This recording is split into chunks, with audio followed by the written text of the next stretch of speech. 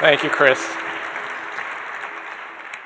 Good morning, everybody. Welcome to the University of Minnesota.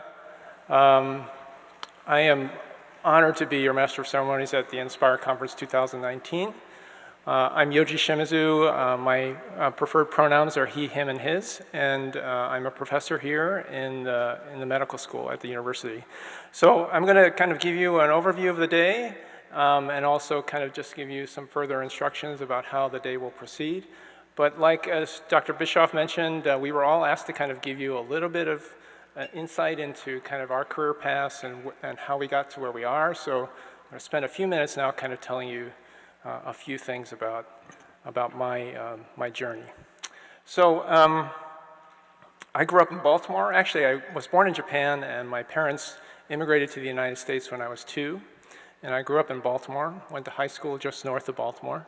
And the only thing I can say about high school is I hated high school. It was the worst 4 years of my life, to be perfectly honest with you. And so I didn't really have a dream job, but I had a dream.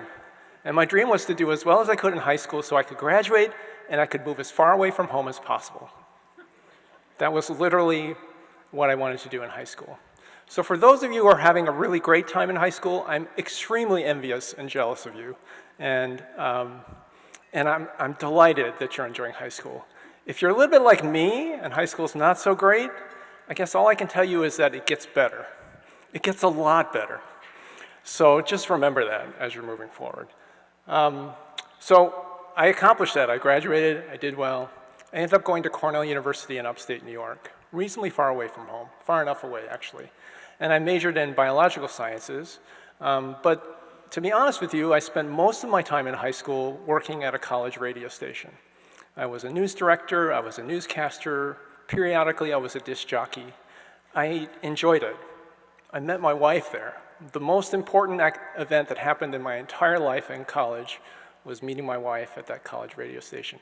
But I was clueless about what I was going to do next, so that was like the huge barrier that I had to overcome. I wasn't sure whether I wanted to continue in broadcasting. Was I going to go to medical school like my dad as a physician?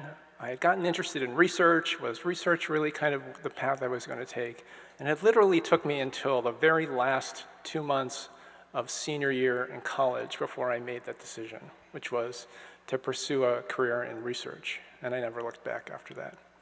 So I did my Ph.D. at the University of Wisconsin, moving further and further away from the East Coast. And then went back to the East Coast to do my postdoc at the National Institutes of Health.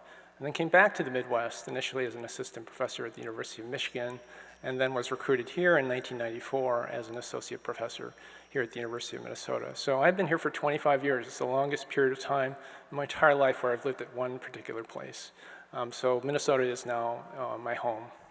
And I'm doing a lot of different things at the medical school. So I run a research laboratory. I also direct the MD Ph.D. training program, which is a program in which students not only become a doctor, but they also become a scientist. And actually, you will hear presentations from three of my students in that program here this morning. I also am an associate dean in the graduate school and direct the graduate school diversity office and co-lead the immunology program in the Masonic Cancer Center. So my interests and passions are really focused on student training and career development, immunology, cancer, but also important issues of diversity, equity, and inclusion in higher education. And in my spare time, I do other things. So I'm involved in FIRST Robotics. I think I see a number of familiar faces here in the crowd this morning. I play in a band. I love to sing, and I love to read. Those are my other kind of passions. So that's who I am and where I've been and what motivates me right now. So I want to remind you before you get started with the morning sessions, just think about what the word inspire means, right? Inspire, if you look it up in the dictionary, it says to influence, move, or guide, to exert an animating, enlivening, or exalting influence, or to spur on. So we hope at least one of those things happens during time with us today. That there will be something that you see, someone that you meet, something that you hear, a key fact that you learn that will inspire you to think more about maybe doing something about those things that you hear about today, particularly with regard to cancer. So as Dr. Pinnell mentioned, we'll have morning presentations that will really focus on kind of the basics of cancer. You'll hear from faculty members as well as students and postdoctoral scholars. We'll come back here in the main room here for lunch, and you'll hear from some physicians who are treating two of the most devastating cancers that any individual can have, ovarian cancer and pancreatic cancer. So you learn a little bit about the clinical implications of the disease and how research is informing our ability to develop more effective therapies. And then this afternoon, there will be additional sessions that will really focus on kind of career paths, giving you maybe some insight into how you can become part of this community that's working on this really very difficult problem. So my understanding is that each of you have a notebook and a pen. So I would really encourage you to take those with you, take some notes about things that interest you, that you can maybe share with your teacher, your friends, or your family. Maybe write down some questions that you can think about and try to answer. Use that as a guide to keep track of what you're hearing about today at the Inspire conference. And then finally, another purpose of today's events is really to help you make some new connections and relationships.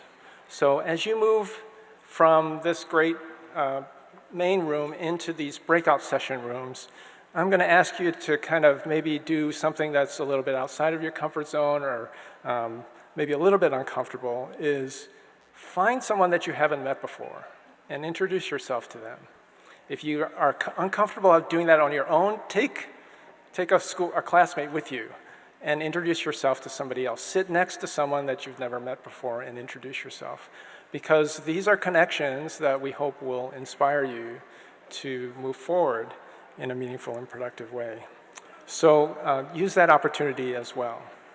So I think the breakout sessions begin at 10:40.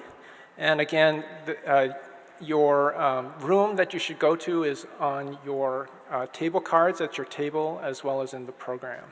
So enjoy the morning, and we will meet back here at lunch for the physician scientist session. So enjoy the breakout sessions this morning. Thank you.